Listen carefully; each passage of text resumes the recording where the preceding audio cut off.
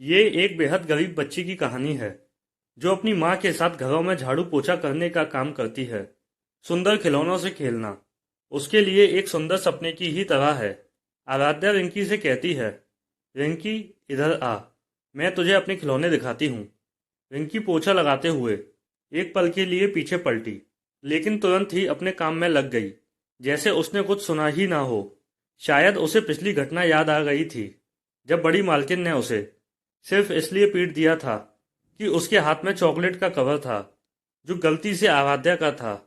ये तो बाद में आराध्या ने आकर बताया कि उसने ही ये खाली कवर रिंकी को दिया था।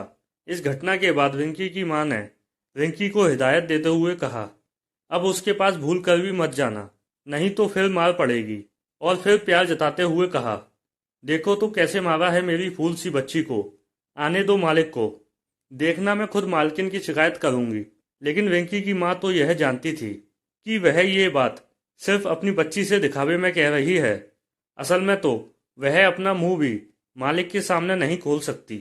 दरअसल ना सिर्फ उसका परिवार बल्कि पूरा गांव ही बड़े मालिक का बंधुआ है, और उस गांव के निवासी और उनके पूर्वज दशकों से ठाकुर की गुलामी करते आ रहे हैं। मालिक की भी एक छोटी पोती है आराध्या, वह भी रिंकी के साथ खेलना चाहती है। बच्चे तो बच्चे होते हैं, वह क्या जाने गुलामी को। आराध्या एक बार फिर से रिंकी को आवाज लगाती है, रिंकी आ, ये देख मेरी नई गुड़िया, पापा ने मेरे इस बर्थडे पर दी थी। मासूम रिंकी खुद को बहुत रोकने की कोशिश करती है, लेकिन काफी जद्दोजहद के बाद वह डरते डरते कदमों से आराध्या के पास चली गई। शायद ये किसी छोटी बच्ची के लिए एक अग्नि परीक्षा से कम नहीं था। और जब उसने वो खिलौना देखा तो देखती ही रह गई। इससे पहले उसने कभी ऐसा खिलौना नहीं देखा था। यह उसके लिए एक सुंदर स्वप्न के जैसा ही था। कुछ देर तक एकटक देखने के बाद उसका मन हुआ कि वह एक बार उसे अपने हाथों से छूकर देखे, लेकिन वह चाह कर भी खिलौने को छूने की हिम्मत ना कर सकी। अब आराध्या ने उसे एक एक करके अपने सारे खिलौने दिखाए, जैसे गुड्डा गुड़िया, हाथी घोड़े, गाड़ी और भी ना जाने क्या क्या। रिंकी ललचाई नजरों से बस खिलौने देखे जा रही थी, और वह खिलौने देखने में इतनी मग्न हो गई थी कि उसे आसपास का कुछ ध्यान ना रहा। लेकिन कुछ क्षण बाद जब वह वापस होश में आई तो देखा उसकी मां ममता भरी नजरों से उसे ही देख रही थी। जैसे ही दोनों की नजरें आपस में मिली तो मां हड़बड़ाते हुए बोली, चल बिटिया, जल्दी से काम खत्म कर ले, अगर मालकिन ने देख लिया तो बहुत गुस्सा होंगी। फिर रिंकी बेमन से उठी और जल्दी जल्दी काम समेटने लगी। इस तरह रिंकी सुबह अपनी माँ के साथ आती थी और शाम को घर चली जाती थी। धीरे धीरे लगभग 6-7 महीने इसी तरह बीत गए। अब आराध्या का दाखिला शहर के किसी बड़े स्कूल में हो गया था, और वह हॉस्टल में रहकर पढ़ाई करने लगी थी। छुट्टियों में कभी कभी ही घर आती थी। इस वजह से अब रिंकी उदास रहने लगी थी। उसका काम में भी मन नहीं लगता था। अब आए दिन उसे मालकिन से डांट सुननी पड़ती थी। आज जब काम खत्म करके रिंकी घर जाने के लिए निकली ही थी कि किसी ने उसे पुकारा।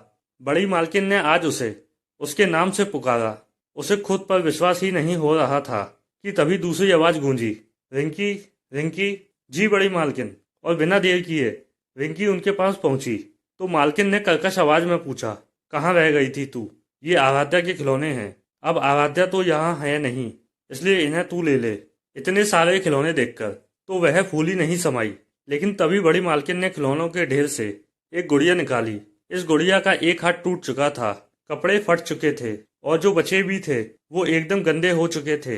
रिंकी ने उसे ध्यान से देखा तो यह वही गुड़िया थी जो एक बार आराध्या ने उसे दिखाई थी। रिंकी का मन तो उस गुड़िया को सिर्फ एक बार हाथ से छू लेने को ललायत था।